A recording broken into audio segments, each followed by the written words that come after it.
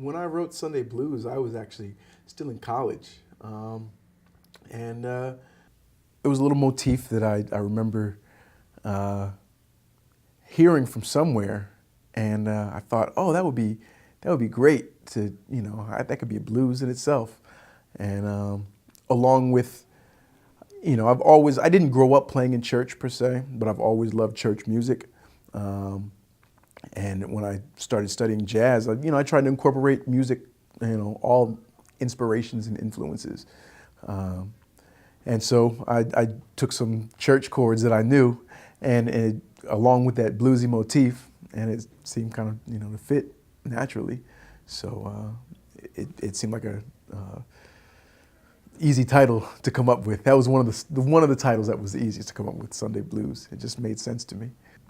I guess with the rhythmic hits that are in it, which to me really reminds me of almost like a church shout chorus. Again, that's, hence the name Sunday Blues, because I was trying to incorporate the two styles, that's what you can call myself doing at the time.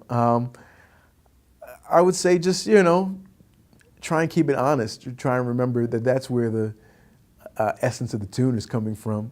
So, it helps if they're familiar, with some church vernacular, if you will, vocabulary, because that's, where my mindset was coming from as I was composing it.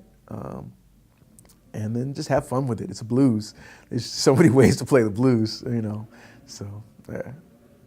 When I composed my first song, I was probably in high school. I remember that was one of, I was studying with a teacher by the name of George W. Russell Jr.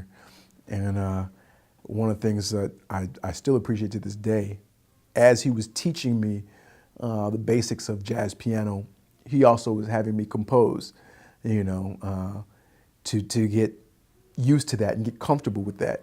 Because especially as we're improvising, that's a constant composition in itself, isn't it? The goal is to try and create melodies, that go with the chord changes that you're playing. So it's like I said, it's a constant composition. But as far as my first song goes, I think I was probably 15 or 16 years old, 9th or 10th grade or something like that. I'm influenced by so many of the greats, of course, Duke Ellington, Horace Silver, a lot of piano players, Bobby Timmons, John Coltrane. Thelonious Monk. It's impossible to, and the more that I continue to learn new music, it continues to inspire me in new ways and give me new ideas to try and create new music. So it's an ever-expanding answer.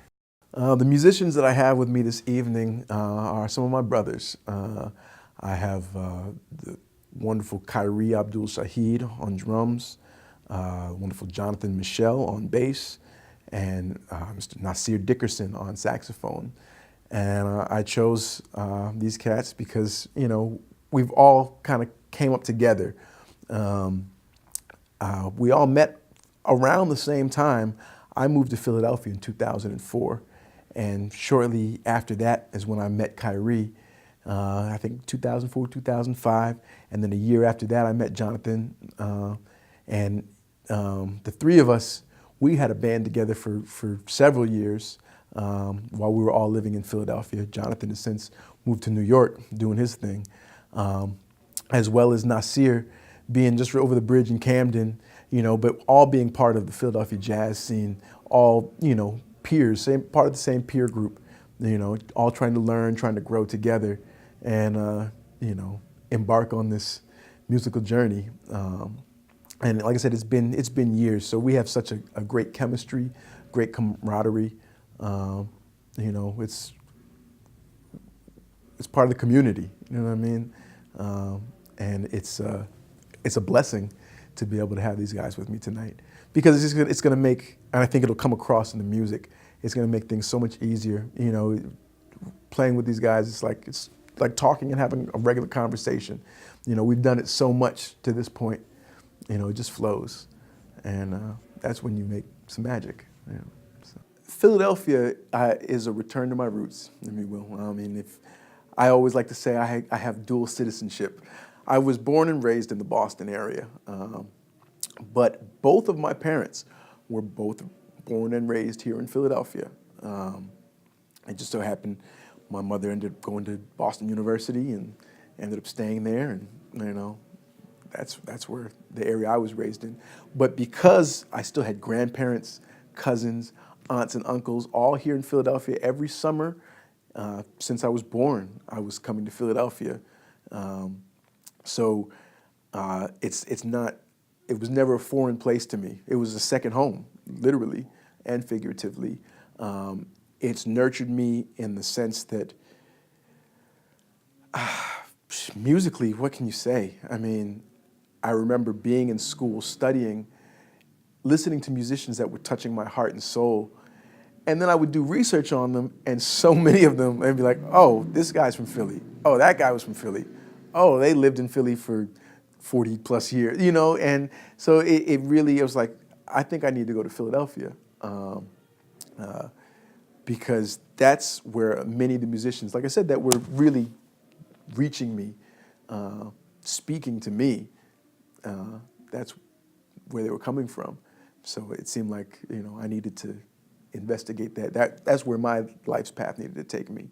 And it only made sense. You look at Philadelphia's history is so rich, artistically across the board, but musically, of course, from the R&B legends, Harold Melvin, the Blue Notes, Billy Paul, to of course, the jazz legends from John Coltrane, Lee Morgan, Bobby Timmons, Jimmy Smith. The list is forever long. Then you get to the later generations, when cats like the Roots and Jill Scott and Boyz II Men.